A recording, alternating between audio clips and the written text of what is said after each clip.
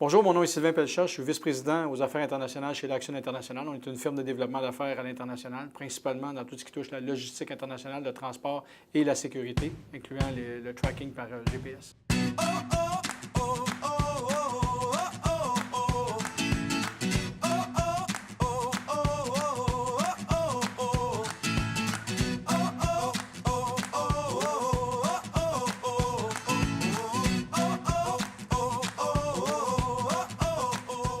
Alors aujourd'hui, le sujet de ma capsule va être planifier votre logistique aux États-Unis. Alors, vous êtes probablement situé quelque part ou au Québec ou au Canada, donc sur la frontière nord d'Amérique du Nord, ou même peut-être au Mexique du côté sud. Ce qu'on va regarder aujourd'hui, c'est de quelle façon on peut maximiser notre logistique en restant au Québec, en ayant un centre de dépôt aux États-Unis. Mais l'idée est la suivante, c'est qu'on est capable de faire quand même nos affaires, que l'on soit au Québec ou qu'on soit sur le territoire, parce qu'on va voir que le fait qu'on soit au Québec ou au Canada sur la frontière ne nous empêche pas de faire des affaires aux États-Unis. Par contre, c'est sûr que le fait que je peux être aux États-Unis va me rapprocher de ma clientèle et me permettre d'être souvent dans des situations de juste à temps.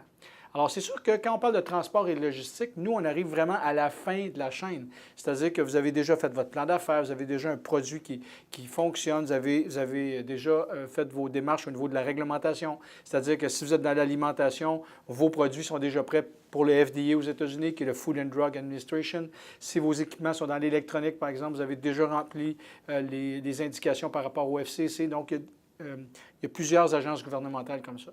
Et bien entendu, ce qu'on va regarder aujourd'hui, c'est comment planifier cette logistique-là, incluant le passage à la douane. On va vous donner également quelques trucs. Alors, dans les éléments qu'il faut considérer, donc, c'est d'abord de savoir qu'est-ce que vous allez expédier aux États-Unis. Est-ce que vous allez expédier des petits colis? Est-ce que vous allez expédier à la palette? Est-ce que vous allez expédier des demi-camions ou des camions complets? Donc, ça, c'est un des éléments importants.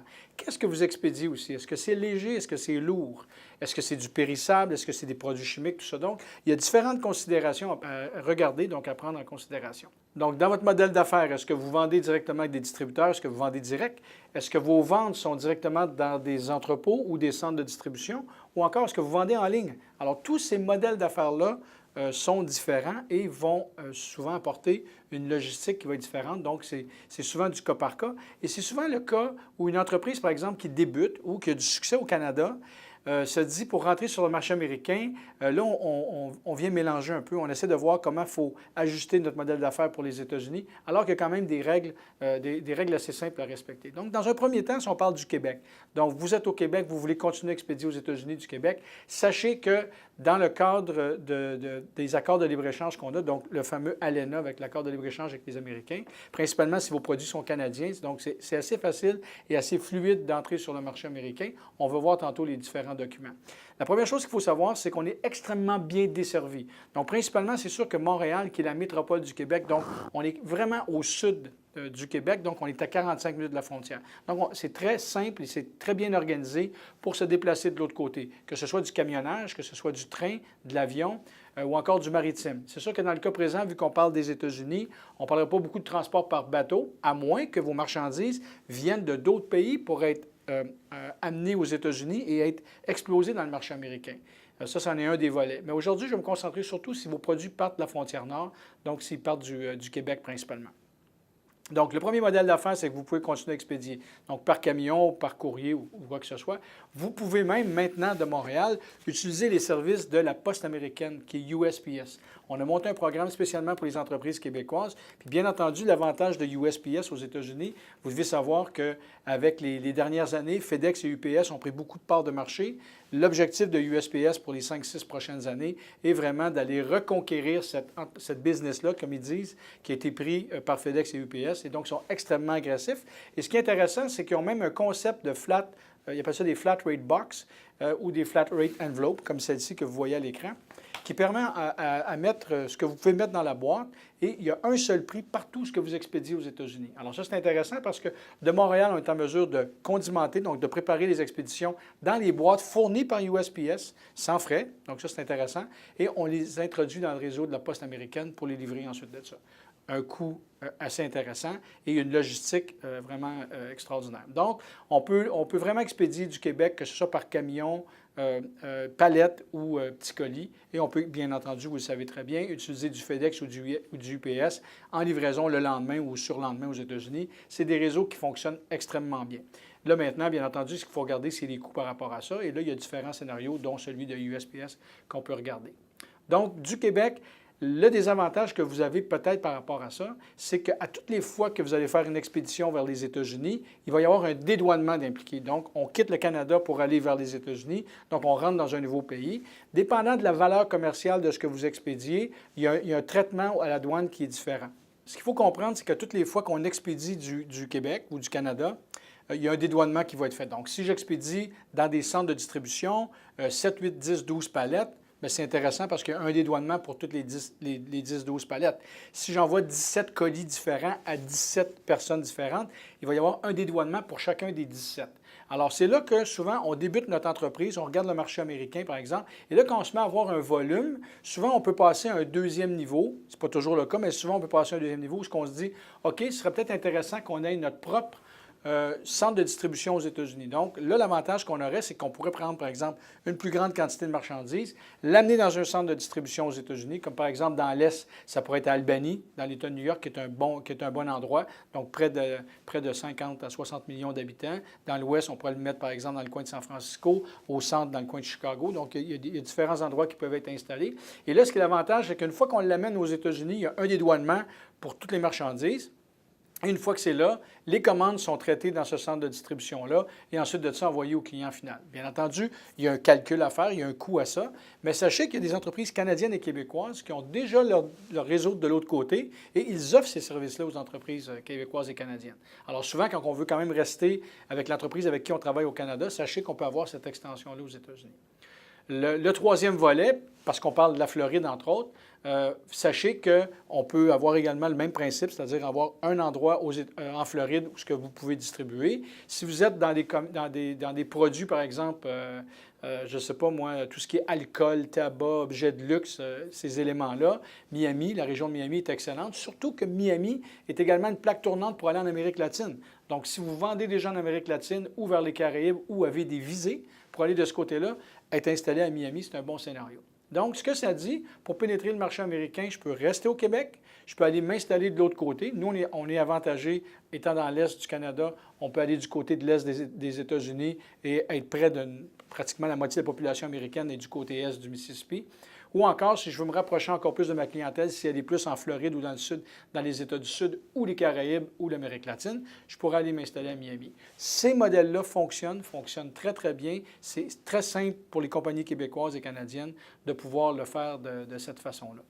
Un autre élément important pour nous, les entreprises québécoises et canadiennes, l'accord de libre-échange vous permet de dédouaner au nom du client aux États-Unis. Habituellement, quand vous achetez un produit qui vient de Chine ou qui vient des États-Unis même, et vous avez UPS ou peu importe qui vient chez vous, il y a un dédouanement qui doit être fait quand ça rentre au Canada. Et la logique dit que quand tu importes la marchandise dans ton pays, tu vas faire le dédouanement. Que tu expédies en France, les Français vont dédouaner, que tu expédies un peu partout.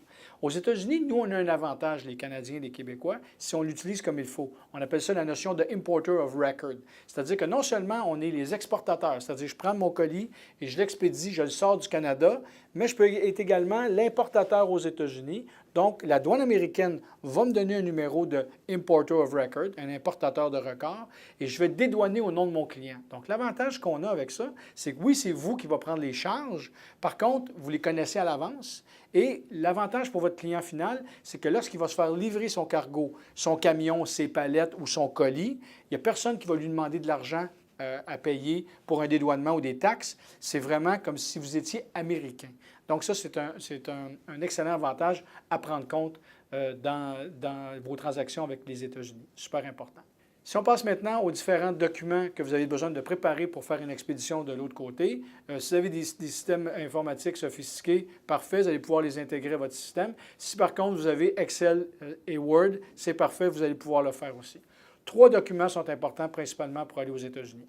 Donc, le premier, ce qu'on appelle en bon français le packing slip. Donc, dans le fond, c'est un document qui vient indiquer qu'est-ce que le client a commandé. Il n'y a pas de valeur commerciale là-dessus. Et c'est souvent le document qu'on voit qui est dans une enveloppe transparente sur le dessus de la boîte qu'on va coller. Donc, si, par exemple, en cours de route, durant la chaîne logistique, quelqu'un veut savoir ce qu'il y a à l'intérieur, il va pouvoir prendre le document pour voir ce qu'il y a à l'intérieur. Et surtout, à la fin, quand votre client reçoit, lui est en mesure de voir ce qu'il a reçu. Donc, le packing list, c'est une des premières choses à avoir. La deuxième chose, il faut également faire ce qu'on appelle un bill of lading, un connaissement de transport. Si vous utilisez les UPS, FedEx de ce monde, ils vont générer directement sur le système informatique ou encore à la main. Ou encore, si vous utilisez des transporteurs communs, qu'on appelle les transporteurs routiers, donc vous les connaissez, là, les Bourassa Transport, les Robert Transport de ce monde, etc., qui vont aux États-Unis. Ces entreprises-là, vous allez devoir faire ce qu'on appelle un bill of lading. Et là, vous allez encore une fois indiquer plutôt de ce côté-là, ce qu'on veut savoir, c'est un contrat de transport. Donc, c'est quoi les dimensions, c'est quoi les poids, ça part de qui, ça s'en va à qui. Ça, c'est ce qu'on a besoin de savoir dans ce deuxième document-là.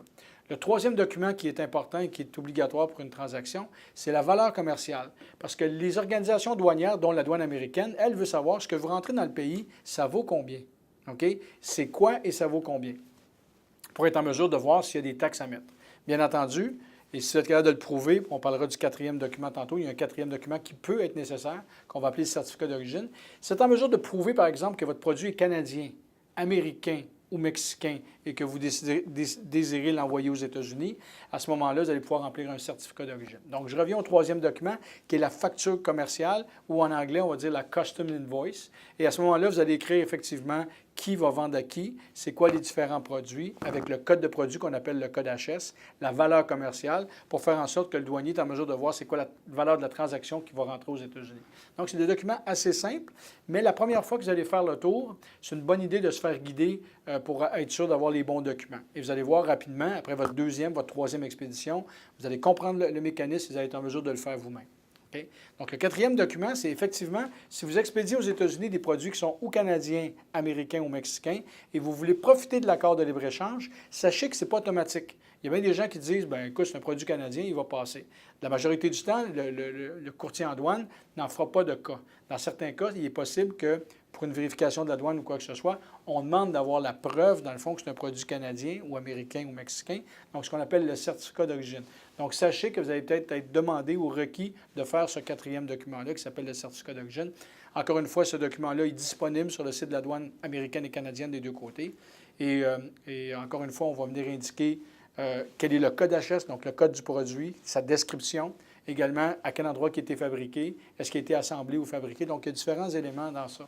Comme vous l'avez peut-être déjà vu dans certaines autres capsules vidéo, vous savez que le marché de la Floride, si on termine avec le marché de la Floride, on s'imagine souvent, nous, du Québec, que la Floride, c'est comme un bloc, un melting pot. Alors, dans le fond, il existe plusieurs Florides à l'intérieur de la Floride, qu'on soit au sud, qui est un marché complètement différent, qu'on soit à Jacksonville ou Orlando, qui est, comme vous le savez, qui est le pays de Mickey Mouse, mais qui est également Orlando, la capitale américaine au niveau des personnes âgées. Donc, les services au niveau des personnes âgées, que ce soit d'hébergement ou médicaux. Donc, la Floride, elle est vraiment particulière. Et c'est pour ça que souvent, dépendant du genre d'industrie dans laquelle vous êtes, ça ne veut pas dire nécessairement que vous allez choisir Miami. Si vous êtes plus justement à donner des services aux personnes âgées, ou vous allez être plus au niveau des fameux resorts qu'on connaît, soit Universal ou Disney, vous êtes peut-être mieux vous installer dans la région de Lakeland ou dans la région d'Orlando. Si vous êtes plus dans le manufacturier, dans le hardware, souvent vous allez vous ramasser plus du côté de Jacksonville. Tandis que si vous êtes dans les produits de luxe, de cosmétiques ou de retail, souvent on va aller s'installer beaucoup plus à Miami. Ce qui est intéressant des États-Unis aussi, dépendant de votre modèle d'affaires, sachez qu'il y a au-dessus de 200, ce qu'on appelle des Free Trade Zones aux États-Unis. Un des plus gros, c'est celui de Miami. Et ce qui est particulier du Free Trade Zone, dans les Free Trade Zones, dont celui de Miami, c'est que vous pouvez importer. Dans votre cas, vous, si vous avez des produits québécois et canadiens, c'est plus ou moins intéressant d'utiliser ça. Mais par contre, si vous importez des produits d'Europe ou de Chine et que vos produits sont soumis à des droits de douane, vous pouvez les entrer, ce qu'on appelle inbound, donc sous douane, dans ces centres-là. Et tant et aussi longtemps qu'ils sont en entrepôt dans ces centres-là, vous n'avez pas à payer les droits, donc décaisser les droits de douane à ce niveau-là.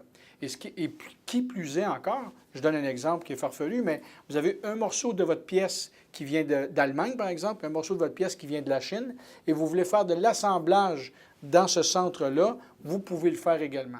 Et dans certaines conditions aussi, il est même possible, dépendant du travail qui va être fait dans ce centre-là, on pourrait même, dans certains cas, changer l'origine du produit qui pourrait devenir un produit américain. Mais dans ce cas-là, encore une fois, je vous suggère de vous faire supporter ou bien par votre courtier en douane ou bien par quelqu'un de notre équipe qui pourrait vous diriger de ce côté-là. Alors, en conclusion, la première chose, c'est de savoir ce que vous allez envoyer aux États-Unis. Ensuite de ça, souvent, démarrez à partir du Québec, commencez à expédier d'ici, apprenez à comprendre les règles, principalement au niveau du transport et au niveau de la douane. Un coup que vous l'avez bien acquis et vous avez un volume intéressant de l'autre côté, regardez pour allez-vous peut-être avoir un centre de distribution de l'autre côté. Il y a plusieurs entreprises dans la région de Montréal qui sont installées de l'autre côté qui peuvent vous offrir ces services-là. Si dans les petits colis, regardez la possibilité d'utiliser USPS, donc la United States Postal Service. Ça peut être intéressant aussi également de ce côté-là. Si vous expédiez, bien entendu, des lots plus gros, donc des demi-camions ou des camions complets, assurez-vous d'avoir une bonne relation avec votre courtier en douane, avoir vraiment un courtier en douane américain et non pas toujours passer par votre courtier en douane canadien qui, lui, va sous-contracter pour vous. Soyez en direct, travaillez directement avec votre courtier en douane américain. Et puis, assurez-vous justement d'avoir vraiment du partenariat avec ces gens-là et non pas juste offrir des services, parce qu'on sait très bien, quand les transactions vont bien, ça va bien, mais quand ça va moins bien, on a besoin d'avoir quelqu'un sur qui téléphoner ou appeler en cas qu'il y a un problème avec mon expédition. Alors, merci d'avoir écouté notre capsule. Et mon nom est Sylvain Pelchat de l'Action internationale. Au plaisir.